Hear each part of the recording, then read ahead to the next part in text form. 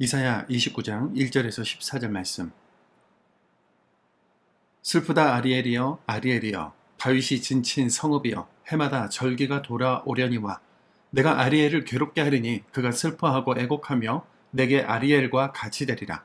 내가 너를 사면으로 둘러 진을 치며 너를 애워 대를 쌓아 너를 치리니 내가 낮아져서 땅에서 말하며 내 말소리가 나직히 티끌에서 날 것이라. 내 목소리가 신접한 자의 목소리같이 땅에서 나며 내 말소리가 티끌에서 짓거리리라. 그럴지라도 내 대적의 무리는 세미한 티끌 같겠고 강포한 자의 무리는 날아가는 겨 같으리니 그 일이 순식간에 갑자기 일어날 것이라.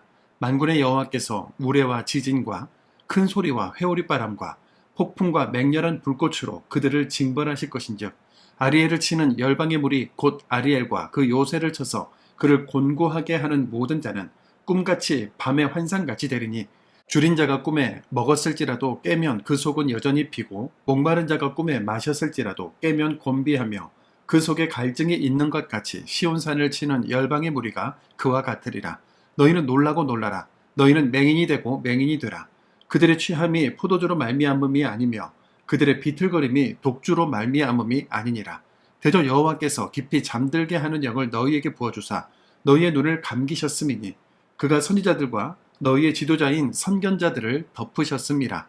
그러므로 모든 계시가 너희에게는 봉한 책의 말처럼 되었으니 그것을 글 아는 자에게 주며 이르기를 그대에게 청하노니 이를 읽으라 하면 그가 대답하기를 그것이 봉해졌으니 나는 못 읽겠노라 할 것이요. 또 그 책을 글 모르는 자에게 주며 이르기를 그대에게 청하노니 이를 읽으라 하면 그가 대답하기를 나는 글을 모른다 할 것이니라. 주께서 이르시되 이 백성이 입술로는 나를 가까이 하며 입술로는 나를 공경하나 그들의 마음은 내게서 멀리 떠나나니 그들이 나를 경외함은 사람의 계명으로 가르침을 받았을 뿐이라. 그러므로 내가 이 백성 중에 기이한 일 곧 기이하고 가장 기이한 일을 다시 행하리니 그들 중에서 지혜자의 지혜가 없어지고 명철자의 총명이 가려지리라. 아멘. 오늘 본문은 슬프다 아리엘이여 라는 탄식으로 시작합니다. 아리엘은 예루살렘의 별칭인데요. 절기마다 제사가 드려지던 거룩한 성을 향해 하나님이 슬퍼하시는 겁니다. 슬퍼하시는 이유는 예배가 없어서가 아니죠. 예배는 있는데 마음이 없기 때문입니다. 말씀이 없어서가 아니라 그 말씀이 평소에는 봉해져 버린 책이 되었기 때문입니다. 오늘 이 탄식이 우리를 향한 탄식이 되지 않도록 마음의 문을 열고 말씀 앞에 서야 하겠습니다. 해마다 절기를 지키고 제사가 끊이지 않았으며 때마다 종교 행사를 진행하던 예루살렘. 그런데 하나님은 그 성을 향해 심판을 선언하십니다. 내가 너를 사면으로 둘러 진치며 너를 애워 대를 쌓아 너를 치리니. 충격적인 선언 아닙니까? 대적에게 애워싸이는 것이 아니라 하나님이 예루살렘을 애워싼 결과 예루살렘은 낮아져서 티끌에 엎드려 신접한 자처럼 나직히 속삭이게 되고 화려하던 예배의 성이 흙바닥에서 겨우 소리를 내는 처지가 되는데요. 형식만 남은 믿음의 결말이 이렇습니다.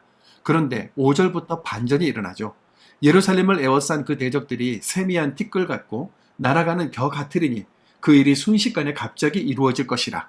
하나님은 심판의 경고에 백성들이 절망에 잠기지 않도록 구원의 약속을 함께 주십니다. 우레와 지진과 회오리바람과 맹렬한 불꽃으로 대적을 징벌하시겠다는 거죠. 여기서 우리가 놓치지 말아야 할 것이 있습니다. 심판하시는 분도 하나님이시고 구원하시는 분도 하나님이시라는 사실입니다. 치시는 손과 고치시는 손이 같은 손이라는 건 결국 징계는 버리심이 아니라 돌이키게 하시려는 사랑의 손길이라는 말인 것이죠. 그렇다면 하나님은 우리의 무엇을 연단하시려는 걸까요? 9절부터 그 이유가 드러납니다. 남유다 백성들이 술에 취한 것이 아닌데도 불구하고 마치 취한 사람처럼 비틀거리는데 하나님의 말씀을 깨닫지 못하고 목표 없이 방황하는 영적 무감각의 상태를 표현하는 말입니다. 10절은 여호와께서 깊이 잠들게 하는 영을 너희에게 부어주셨다고 하는데 이것은 하나님이 그들을 일부러 무감각하게 만드셨다는 뜻이 아니라 말씀에 귀를 기울이지 않고 죄악된 본성대로 행하도록 그냥 내버려 두셨다는 의미입니다. 은혜를 거듭 거절한 자를 그 상태 그대로 내버려 두시는 것, 그것 자체가 가장 무서운 형벌인 것이죠. 그 결과가 11절, 12절의 봉헌책 비유입니다. 말씀이 주어졌는데 그를 아는 자에게 주면 봉해졌으니 못 읽겠다 하고 그를 모르는 자에게 주면 나는 그를 모른다고 합니다. 말씀이 정말 봉해진 것이 아닙니다. 그들 스스로 말씀에 대한 마음의 문을 닫아버린 겁니다. 성경이 책장에 꽂혀 있어도 매주 설교가 선포되어도 마음이 닫혀 있으면 그 말씀은 내게 봉한 책일 뿐입니다. 그렇다면 왜 이런 영적인 어려움이 생긴 것일까요? 13절입니다. 이 백성이 입으로는 나를 가까이하며 입술로는 나를 공경하나 그들의 마음은 내게서 멀리 떠났나니 그들이 나를 경외함은 사람의 계명으로 가르침을 받았을 뿐이라. 아멘. 입술과 마음의 거리, 이것이 문제였습니다. 예배는 드리는데 마음은 없고 찬송은 부르는데 감격은 없습니다. 경외하는 것처럼 보이지만 실은 배운 대로 반복하는 습관일 뿐인 것이죠. 예수님께서 바리새인들을 책망하실 때 바로 이 말씀을 인용하셨습니다. 이 백성이 입술로는 나를 공경하되 마음은 내게서 멀도다. 이 말씀 앞에서 우리 자신을 살펴야 합니다. 신앙의 연조가 쌓일수록 위험한 것은 바로 습관화된 경건입니다. 몸은 예배당에 있는데 마음은 다른 곳에 가 있고 기도문은 유창해지는데 하나님과의 사귐은 메말라가는 것. 그런데 하나님은 형식이 아니라 마음을 원하십니다. 우리 신앙의 무기력과 형식주의의 원인이 어디에 있을까요? 환경이 아닙니다. 마음의 에너지가 방전된 겁니다. 말씀을 봉한 책으로 만들지 맙시다. 매일 말씀을 묵상하고 하나님의 음성을 들으며 순종하는 것. 이것이 어려운 시대를 따라 흘러 떠내려가지 않고 믿음으로 살아가는 가장 좋은 길입니다. 슬픈 아리엘의 노래가 우리의 이야기가 되지 않도록 오늘 입술만이 아니라 마음으로 하나님께 가까이 나아가는 저와 우리 모두가 되기를 간절히 소망합니다. 우리 마음을 보시는 하나님 아버지, 슬프다 아리엘이여 탄식하시는 그 음성이 오늘 나를 향한 탄식이 아닌지 두렵고 떨림으로 묵상합니다. 절기는 지키면서 마음은 떠났던 예루살렘의 모습에서 이젠 더 이상 내 모습이 그려지지 않게 해주십시오. 주님, 입술과 마음의 거리를 좁혀주기 원합니다.